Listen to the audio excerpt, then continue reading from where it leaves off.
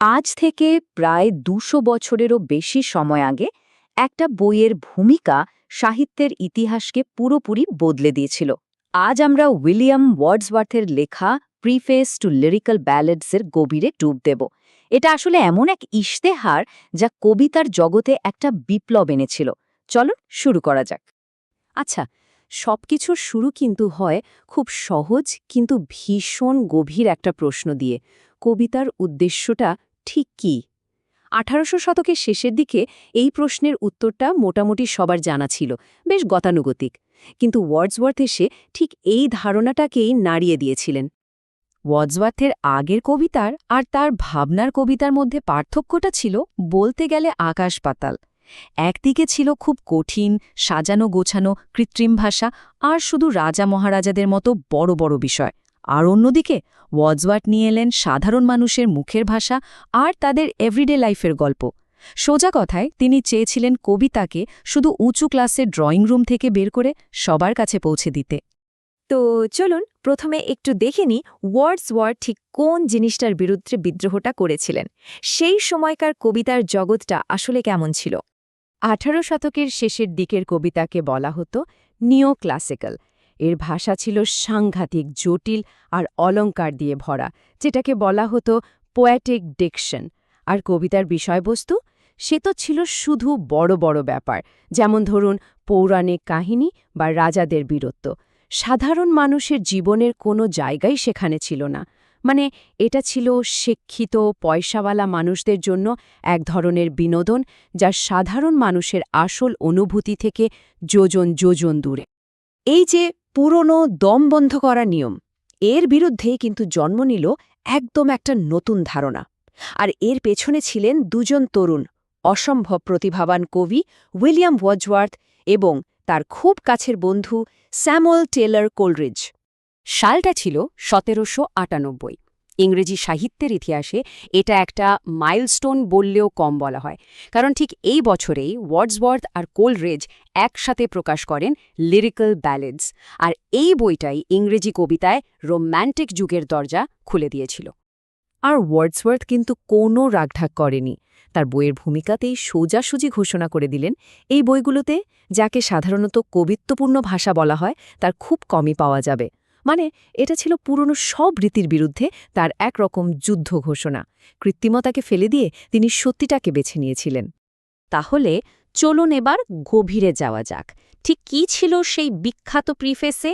কি এমন কথা তিনি বলেছিলেন যা কবিতার মোড় একেবারে ঘুরিয়ে দিয়েছিল? ওয়ার্ডসওয়ার্থের প্রথম আর সবচেয়ে বড় বিপ্লবটা ছিল কবিতার বিষয়বস্তু নিয়ে। তিনি বললেন, আসল কবিতা তো শহরের বৈঠকখানায় নয়, আছে গ্রামের সাদামাটা জীবনে। কারণ তার বিশ্বাস ছিল গ্রামের সাধারণ মানুষের আবেগ অনেক বেশি খাঁটি, অনেক বেশি সৎ। তারা প্রকৃতির খুব কাছাকাছি থাকে আর তাদের অনুভূতিতে কোনো লোক দেখানো ব্যাপার থাকে না। এরপর এলো ভাষার প্রশ্নটা। ওয়ার্ডসওয়ার্থ এই কঠিন সাজানো ভাষাকে পুরোপুরি বাতিল করে দিলেন। তিনি বললেন, সত্যিকারের আবেগ প্রকাশ করতে গেলে মানুষের মুখের সাধারণ আটপোড়ে ভাষাই সবচেয়ে সেরা। মানে কবিতার জীবনের মধ্যে যে একটা দেয়াল তৈরি হয়ে গিয়েছিল, তিনি সেটাকে ভেঙে ফেলতে চেয়েছিলেন। তিনি নিজে কি করতে চেয়েছিলেন তা খুব পরিষ্কার করে বলেছেন, আমার উদ্দেশ্য ছিল মানুষের মুখের ভাষাকেই অনুকরণ করা আর যতটা সম্ভব সেই ভাষাকেই গ্রহণ করা। এই একটা লাইনেই কিন্তু তার পুরো দর্শনের সারমর্মটা লুকিয়ে আছে। বিষয়বস্তু ভাষা এসব তো গেল। এরপর ওয়ার্ডসওয়ার্থ হাত দিলেন কবিতার একেবারে গোড়ায়, তার সংজ্ঞায়। তিনি কবিতার এমন একটা নতুন সংজ্ঞা দিলেন যা আজও আমাদের প্রভাবিত করে। সব ভালো কবিতাই হল শক্তিশালী অনুভূতির স্বতঃস্ফূর্ত প্রকাশ। ব্যাস, এই একটা কথাই কবিতার পুরো খেলাটা পাল্টে দিল। কবিতা আর কোনো কঠিন নিয়মকানুন বা টেকনিক্যাল দক্ষতার ব্যাপার রইল না, হয়ে উঠল সরাসরি হৃদয় থেকে আসা আবেগের একটা স্বতঃস্ফূর্ত স্রোত। কিন্তু তার মানে এই নয় যে যখন খুব উত্তেজনা বা আবেগ হচ্ছে তখনই সঙ্গে সঙ্গে কবিতা লিখে ফেলতে হবে। না, ওয়ার্ডসওয়ার্থ একটা সুন্দর প্রক্রিয়ার কথা বলেছেন। প্রথমে কোনো একটা ঘটনা বা অনুভূতি মনকে ভীষণভাবে নাড়িয়ে দেবে। এরপর কিছুটা সময় যেতে দিতে হবে। মনটা যখন শান্ত হবে তখন সেই পুরনো অনুভূতিটাকে আবার মনে করতে হবে, তার ওপর ভাবতে হবে। আর এই শান্ত মন দিয়ে ফিরে দেখা থেকেই জন্ম নেয় আসল কবিতা। কবিতার সংজ্ঞা যখন বদলে গেল তখন কবির ভূমিকাও তো বদলাবে, তাই না? ওয়ার্ডসওয়ার্থ ঠিক সেটাই করলেন। কবিকে তিনি শুধু একজন বিনোদন দাতা হিসেবে দেখলেন না, তার কাঁধে তুলে দিলেন একটা সামাজিক দায়িত্ব। আগেকার দিনে কবিদের কি ভাবা হতো?